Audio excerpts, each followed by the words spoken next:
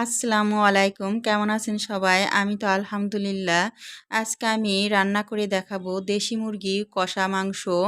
তো আমি যে পদ্ধতিতে যেভাবে রান্না করেছি বাসায় একবার হলেও আপনারা ট্রাই করবেন। সবাই খেয়ে খুব প্রশংসা করবে। আমার বিশ্বাস আমিও সবাইকে রান্না করে খাইয়ে খুব প্রশংসা পেয়েছি। তো চলুন কিভাবে রান্না করি দেরি না করে। আমি এই মাংসটা খুব কম তেলে এবং অল্প মশলাতেই রান্না করে দেখাবো। বাসায় যে মশলা আছে এই মশলা দিয়ে আপনারা রান্না করে খেতে পারবেন এই অসাধারণ কষা মাংসটা। এখানে আমি ১ কেজি পরিমাণ মুরগির মাংস নিয়েছি। তারপরে দিয়ে দিব ১/২ কাপ পেঁয়াজ কুচি আর কিছু আস্ত রসুন। আমি সবসময় দেখেছি আমার শাশুড়িকে আস্ত রসুন দিয়ে মাংস রান্না করতে খুবই খেতে টেস্ট হয়।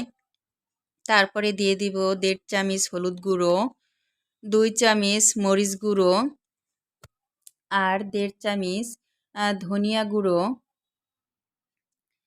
আর সব মশলা দিয়ে মাখিয়ে মাংস রান্না করলে অন্যরকম একটা টেস্ট আসে। তারপরে দিয়ে দিব স্বাদমতো লবণ, ২ চামচের মতো আদা, জিরে আর গরম মসলা বাটা। আমি এখানে দারচিনি আর এলাচ নিয়েছি, বেটে দিয়েছি এটা। তারপরে হাতের কোয়া মেপে ২ কোয়া তেল, সরিষার তেল দিয়ে নিব। সরিষার তেল দিয়ে মাংস রান্না করলে খুব টেস্ট হয়। চেষ্টা করবেন সরিষার তেল দিয়ে কষা মাংসটা রান্না করার জন্য। তারপরে এটাকে ভালো করে মাখিয়ে দিব।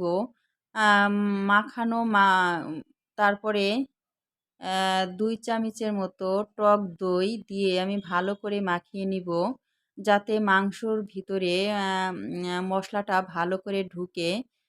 তারপরে এটাকে ভালো করে মাখিয়ে আমি ১ ঘন্টার মতো রেস্টে রাখবো। আপনাদের হাতে যদি সময় থাকে তাহলে ২-৩ ঘন্টা রেস্টে রাখতে পারেন। আমি ১ ঘন্টা আ তাড়াতাড়ি করার জন্য ১ ঘন্টা রেখেছি। তারপরে এটাকে একটু ভালো করে নেড়ে আর একটু মিশিয়ে নিব। এখন চুলাটা আমি জ্বালিয়ে দিব। তারপরে পাটা ধোয়া মশলা বাটা যে পানিটা এটা দিয়ে আমি চুলাটা জ্বালিয়ে নিব। তারপরে দিয়ে দিব ৩-৪টি এলাচ, ২ টুকরো দারচিনি, ২ টুকরো তেজপাতা টুকরো করা, ৪-৫টা কালো গোলমরিচ, ৪-৫টা লবঙ্গ।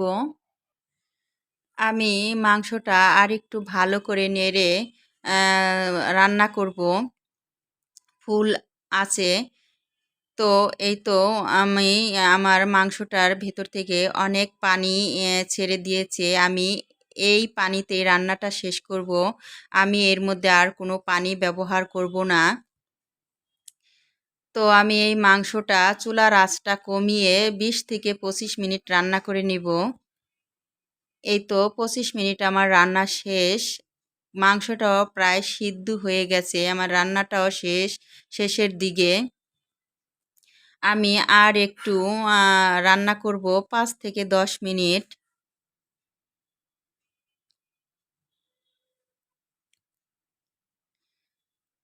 আমার রান্নাটা শেষ হয়ে গেছে।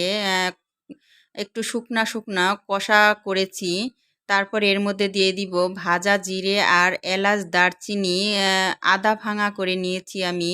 আমি সবসময় দেখেছি আমার মা শাশুড়িকে মাংস রান্নার শেষে আদা ভাঙা করে ভাজা মশলা দিতে।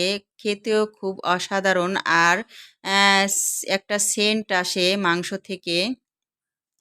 তো আমার রান্নাটা শেষ। আমি পরিবেশন করে দেখাচ্ছি। আমার ভিডিওটা যদি আপনাদের কাছে ভালো লাগে তাহলে প্লিজ লাইক, কমেন্ট, শেয়ার করবেন। আর নতুন যারা আমার চ্যানেলে এসেছেন তাদের কাছে ছোট্ট একটি অনুরোধ রইল, আমার চ্যানেলকে সাবস্ক্রাইব করবেন আর পাশের বেল বাটন প্রেস করে দেবেন, যাতে নতুন ভিডিও বানালে সহজেই আপনারা দেখতে পান। তো আজ এই পর্যন্তই শেষ। নতুন ভিডিওতে দেখা হবে। আল্লাহ হাফেজ।